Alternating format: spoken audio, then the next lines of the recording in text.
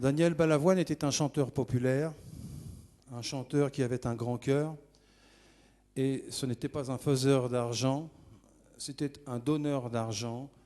Et si tous les Paris-Dakar qu'il faisait avaient beaucoup de succès, c'était aussi pour une cause bien précise, pour envoyer des pompes en Afrique, principalement au Mali. C'est pour lui que j'ai écrit Un enfant d'Alençon.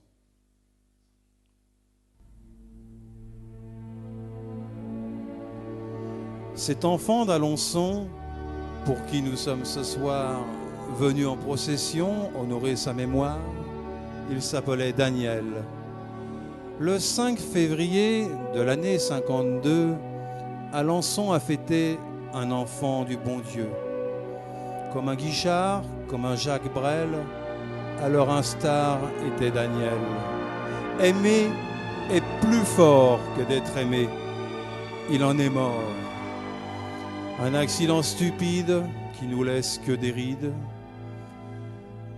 Au milieu du désert, où des milliers de gens implorent le Dieu désert pour faire pleurer le temps. Quelque part en Afrique, Daniel a choisi de mettre en musique la douleur de la vie. Nous buvons tes paroles comme une potion magique, en gardant pour idole un héros pour l'Afrique. Tu n'es pas vraiment mort. Nous sommes venus ce soir te rendre les honneurs. De Paris à Dakar, petit homme de grand cœur, tu es mort au combat, mais tu n'es pas vraiment mort. Daniel a décidé, avant ses 34 ans, d'aller se reposer. Daniel, sans la présence, nous laisse une cicatrice.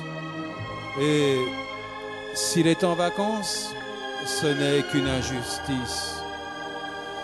Le glas a sonné, le jury a jugé. Daniel est accusé d'aimer, encore, toujours et d'aimer, de sentiments très forts, l'Afrique du Ténéré. Tu n'es pas vraiment mort. Tu nous laisses tes chansons, plus belles encore, ta fondation. Au revoir, petit bonhomme, le Père la victoire, par tant d'abnégation. Le Père la victoire, par tant d'abnégation. De Paris à Dakar, un enfant d'Alençon.